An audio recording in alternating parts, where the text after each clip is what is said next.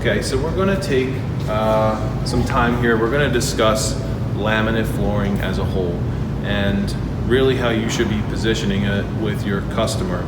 We have customers that come to us that haven't purchased flooring in a very long time, and they're looking to redo, and perhaps they've had wood their whole life, and so they come in looking for wood, and the wood that they fall in love with ends up being a little bit out of their budget, or maybe way out of their budget. And most of the time, customers that come to us will fall in love with a visual, not necessarily a particular product or species, but it could be a color or the particular grain pattern of the wood that they really like. And if something falls into a price point like at $6.99, $9.99, or even our Provincetown at $12.99, that's going to be hard pill to swallow for a customer that came in with 1,000 square feet and a budget of $8,000 to $9,000. They're way over budget at that point. So realistically, what we need to do is we need to gather the information and figure out exactly where a customer wants to fall.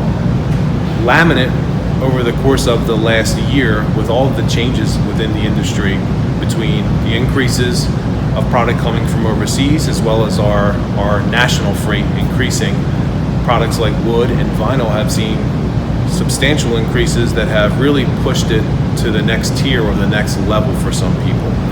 And with that, just taking a look at just our Provincetown, how we do really well with Provincetown at $10.99, but with increases, all product is increased. It's now $12.99, so perhaps that pushes it slightly out of the budget for a customer, and it might be so far out they're embarrassed to tell you, oh my God, like, wow, we're $10 over budget per square foot. They're never going to tell you that. They're probably going to take that, hold it inside, leave, and then go somewhere else and select a product that's much less expensive.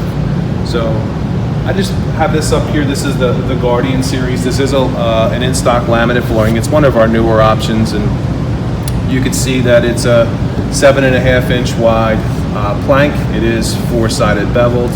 It has an all-over texture. It's not embossed and registered. It's just an all-over texture, which really does well for the visual that it's trying to achieve.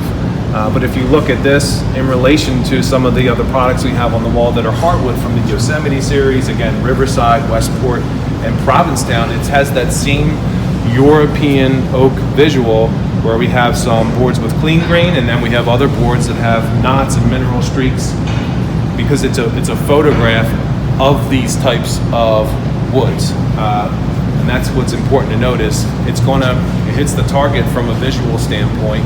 So if you can find a color that's close to the real wood, realistically, you're getting that same customer back within their budget and be able to close the sale. You just have to learn how to speak openly and freely with customers, ascertain their budget, really where they want to be, and help them pick out different levels of products. Even I have this Performax here, which at $3.99 is also, obviously it's a little more golden, but hitting that same target with those larger knots, mineral streaks, and the grain type. $3.99 a square foot. Vinyl is waterproof for sure, inherently. The Guardian series is still $1 less, and this does carry a 10-year waterproof story with it as well. So there's always going to be another avenue that you can hit, and you should never let a customer leave the showroom prior to having the discussion with them about other options. If it turns out that wood isn't going to be their primary option when they came, isn't going to be the most viable, just having that conversation once you build up a rapport and saying, hey, let me show you a couple other things, because I think you'll be surprised at what you find and what they in turn can fall in love with that's not hardwood.